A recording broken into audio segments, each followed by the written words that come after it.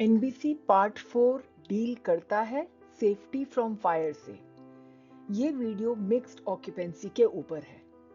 इससे पहले हमने एनबीसी में लिस्टेड 9 बिल्डिंग ऑक्यूपेंसी के बारे में पढ़ा था। जब एक से ज्यादा ऑक्यूपेंसी एक ही बिल्डिंग में मिलती है तो हम उसको मिक्स्ड ऑक्यूपेंसी वाली बिल्डिंग बोलते हैं। आइए इसके बारे में और जानें।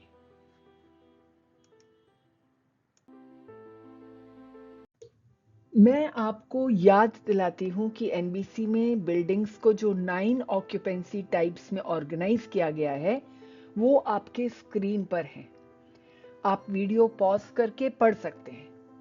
और ये भी आपको याद होगा कि बिल्डिंग्स को डिफरेंट ऑक्यूपेंसीज में कैटेगराइज करने का कारण है इनका अलग अलग लेवल का फायर रिस्क। जैसे स्टोरेज ऑक्यूपेंसी में जो सामान रखा होगा उसमें आग लगने से खतरा किसी रेसिडेंशियल बिल्डिंग में खतरे से अलग होता है, इसलिए इनकी फायर रिक्वायरमेंट्स अलग अलग होती हैं।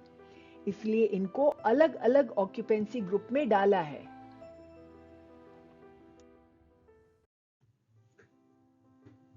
तो अब बात करते हैं कि मिक्स्ड ऑक्यूपेंसी का क्या मतलब है। इस स्लाइड में आप मिक्स्ड ऑक्यूपेंसी का एग्जाम्पल देख सकते हैं। ये एक 13 स्टोरी की बिल्डिंग है। ग्राउंड फ्लोर पे आपको एक बस टर्मिनल दिखेगा। उसके बाद 5 फ्लोर्स आपको पार्किंग के दिखेंगे और उसके ऊपर ऑफिस फ्लोर्स हैं। अब आप समझ गए होंगे कि 3 अलग अलग तरह के यूज हैं और हर एक यूज टाइप की एक अलग बिल्डिंग ऑक्यूपेंसी रिक्वायरमेंट होती है।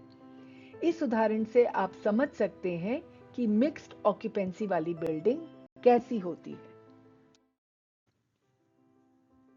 तो हमने अपने पिछले वीडियो में ये भी बताया था कि इन 9 ऑक्यूपेंसीज में कौन कौन सी बिल्डिंग्स आती हैं।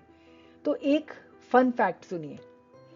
अक्सर कॉलेजेस और रिसर्च बिल्डिंग्स को इंस्टीट्यूशनल बिल्डिंग्स कहा जाता है, लेकिन एक्चुअली कॉलेजेस और स्कूल्स को group B educational type occupancy group में रखा जाता है और इंस्टीट्यूशनल बिल्डिंग्स को ग्रुप सी की कैटेगरी में, जिसमें हॉस्पिटल्स, जेल्स और इस तरह की दूसरी पब्लिक सर्विस रिलेटेड बिल्डिंग्स आती हैं। तो अब प्रश्न उठता है कि फायर रूल्स कौन सी वाली ऑक्यूपेंसी के लगेंगे। तो एनबीसी कहता है कि जब किसी बिल्डिंग में मिक्स्ड ऑक्यूपेंसी होती है तब सब ऑक्यूपेंसी में फायर प्रोटेक्शन के जिसके रिक्वायरमेंट्स सबसे स्ट्रिक्ट होते हैं वो लगते हैं। एनबीसी कहता है मिक्स्ड ऑक्यूपेंसी वाली बिल्डिंग में फायर प्रोटेक्शन रिक्वायरमेंट्स सबसे स्ट्रिक्ट रिक्वायरमेंट वाली ऑक्यूपेंसी के लगेंगे।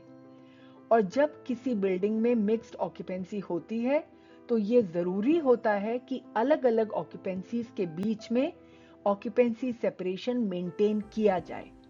ये सेपरेशन वर्टिकल एक्सिस में भी हो सकता है, जैसे कि अलग फ्लोर्स पर अलग ऑक्यूपेंसीज, या हॉरिजॉन्टल एक्सिस में भी, जब एक ही फ्लोर पर मल्टीपल ऑक्यूपेंसीज हो।